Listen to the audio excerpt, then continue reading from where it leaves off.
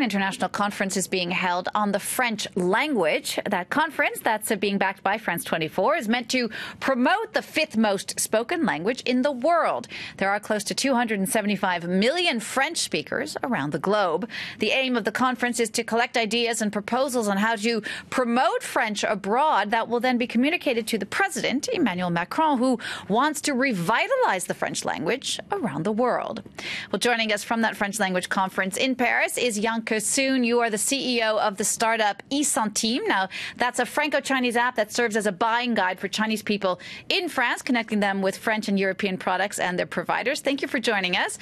Today, you were part of a roundtable on how young people see the future of the French language. What do you think? Is learning and speaking French a good move for young people?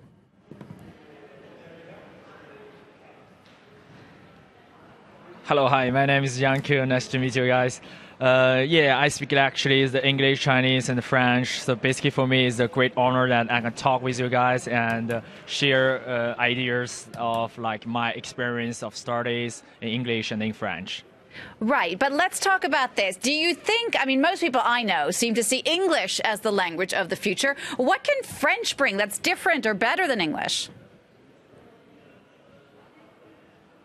Yeah, so basically this is really a good question because actually in China, a lot of students like studying English from their like middle school or like the primary school. Actually, French is not. I mean that a real like a lot of people speaking in French, but I still think that French has a great opportunity to do that because actually for like some basic domain, for like the mathematics, for like computer science, actually in France like we have the good researchers, we have the good scientists. I still think that the French can really help you and help the young to learn a lot and to really step into their community and the society. Now, you are from China, as you were saying before. What has the French language brought to you personally in your life and your work? Yeah, so basically actually I came in France like 2011 and because of a Chinese and a French program. So basically at that time we have the 3+3 education system. So basically I finished my university in China and after that I continue a master degree in France. So actually I think this is really something that helps me to learn a new culture, a new history, and a new country. And as well that French helps me to really understand that we have another really like open space and open global world. So basically for me that French has really helped me to find my first job and really helped me to integrate to the French community. And right now actually I'm launching my own startup and all the French experience really helps me on that.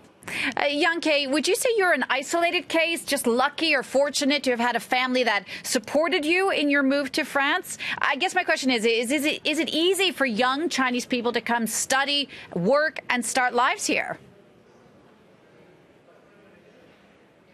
Yeah, so basically I think that before, I mean that 20 years ago in China is quite difficult for the young generation like move abroad to study and to work. But actually we think that we are fortunate like have this generation is that my parents really encouraged me to learn and to study abroad and to have my own career in a foreigner country. So basically I think this is a quite good one. And as well, I think that in this world right now that we have the different scholarships, we have the different programs between different universities. I think it's really like we are fortunate and I am really fortunate like to come and to study here. Okay, Yangke, thank you so much for taking the time to speak to us. Yangke SUN there, who's speaking to us there from that conference on the French language that's on now in Paris. All right, it's time now for some sports news and football fans.